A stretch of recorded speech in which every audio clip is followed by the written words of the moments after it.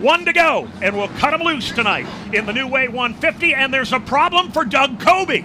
Kobe, before the drop of the checkered flag, peels off the racetrack, and he is coming to pit road. The 6-time NASCAR Whelen Modified Tour champion on pit road before this race even goes green. Here they come. Down to the line, Jonathan McKennedy on the inside. Max McLaughlin on the outside. To the stripe. Green flag in the air. We are racing at Lancaster Speedway. And quickly, it's John McKennedy away on the inside lane, leaving the battle for second. McLaughlin around the outside will tuck it back in line. Bonsignor will fall in line and ride in position number 3. The front 5 for a moment goes single file. Now opening up the inside lane. Challenge for position number 3.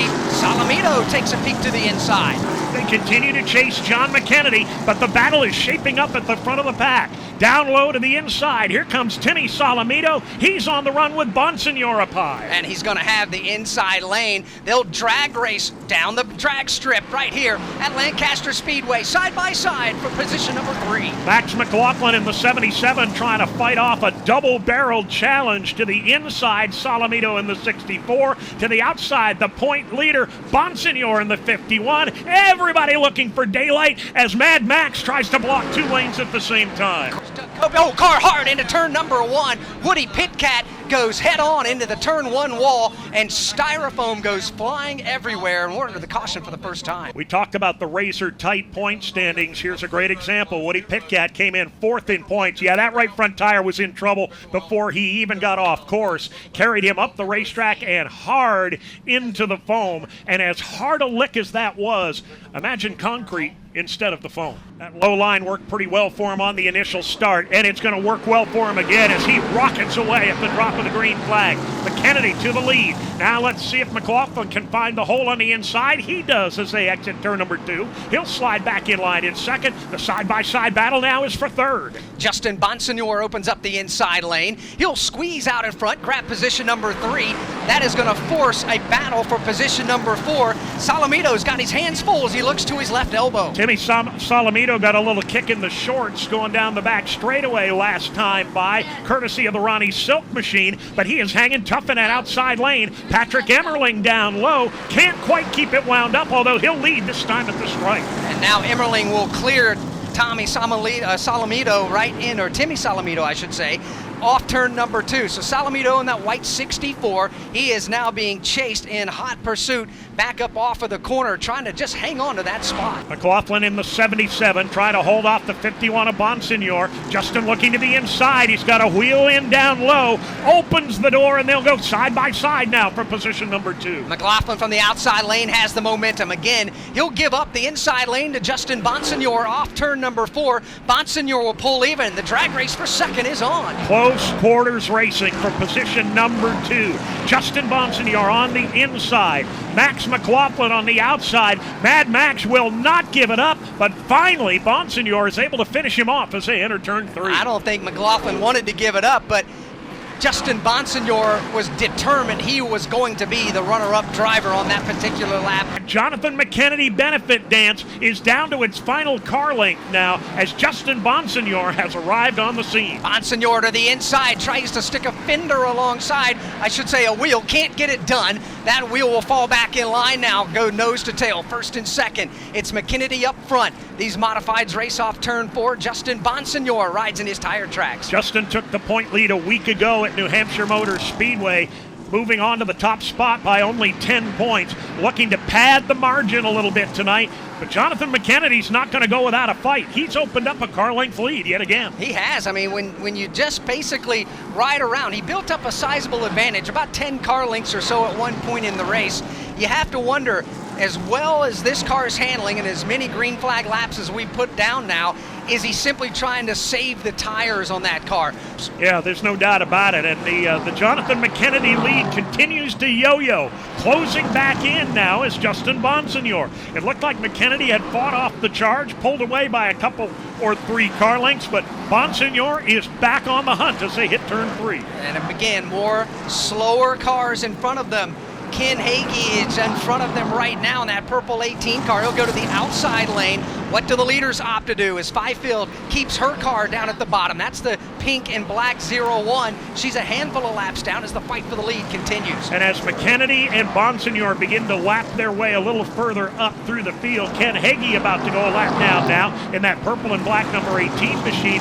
These cars that are going a lap down, they are not at leader's pace, but they're a good deal quicker than some of the cars that went laps down earlier for. Here's a challenge. Change for the race lead. To the inside, it's Justin Bonsignor. He'll grab the top spot on the bottom of the racetrack, quickly whips the wheel to the right side to go around the Solomito car. McKennedy, who just a few laps ago looked like he might win this thing, now is going to have his hands full hanging on to the number 2 spot. Emmerling took a peek to the inside off turn 4. McKennedy was able to hang on to it. McKennedy washes up the racetrack, leaves the inside lane open. They exit 2, and again, you see the wiggle from the white 7 car there of McKennedy. Tough getting the power down on those rear tires when they're worn out, and he's going to try to do it again. First 75 or 80 laps, that Tommy Baldwin number 7 car was absolutely glued to the bottom of the racetrack.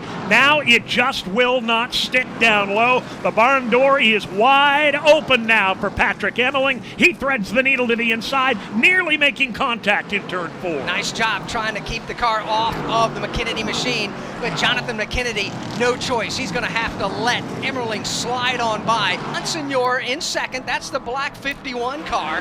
He's the championship point leader coming into tonight's race by 10 over the driver that is in front of him on the racetrack. That 07 car. Race leader Patrick Emmerling.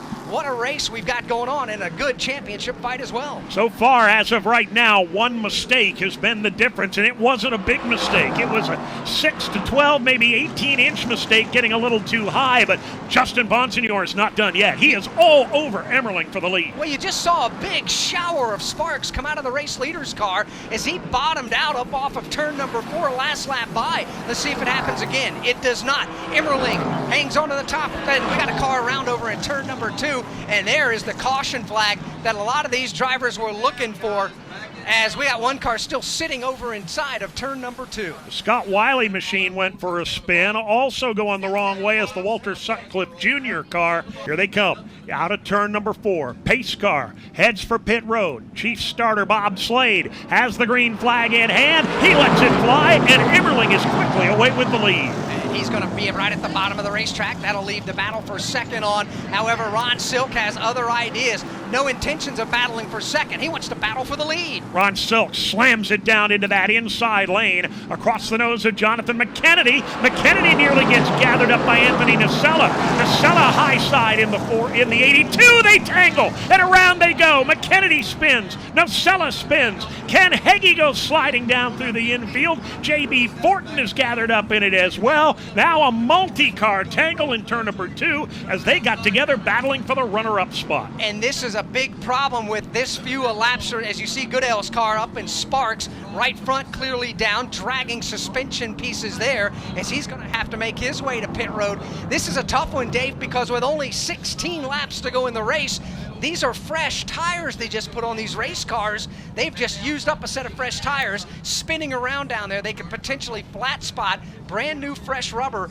and have themselves now in a heck of a hole to try to dig out of. Green flag goes back in the air, and we're racing again at Lancaster. Emmerling gets the jump going into turn 1, and they're tangling. One car goes way up the racetrack. They hang on. Now the spin. Oh, Ronnie Silk gets tagged. Nocella's in it. Tommy Catalano in the fray. 2 of the contenders for the win tonight at Lancaster, all torn up at the exit of turn 2. Nobody in that outside lane has been able to hang with the leader on a start or a restart. It's going to be 3 laps to pay dirt now for the NASCAR Whelen Modified Tour. Here they come up off turn number 4. Green flag goes in the air. Racing again, hard at the front of the field. Emmerling tries to get away with the top spot, but here comes Bonsignor rallying back on the outside lane. Top 2 in the championship standings, battling for the lead. Emmerling away with it. Bonsignor drops to the bottom in second. Mad Max McLaughlin on the comeback trail. He is up to the number 3 position.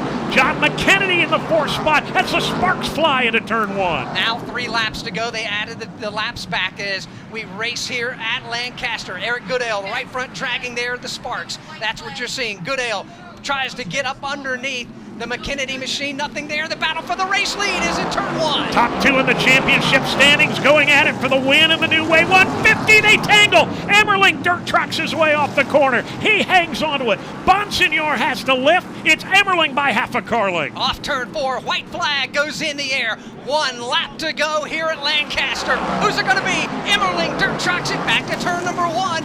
Bonsignor looks to the outside. He'll do the crossover on the backstretch. He gets to the back bumper. He pulls to the outside. Here comes Justin Bonsignor trying to do it the hard way as they make their way out of 3 and 4. It's going to be a drag race to the line. Here they come at the stripe. Emmerling wins it by half a car length. Spectacular finish. Patrick Emmerling will head to victory lane. He wins the New Way Auto Parts 150.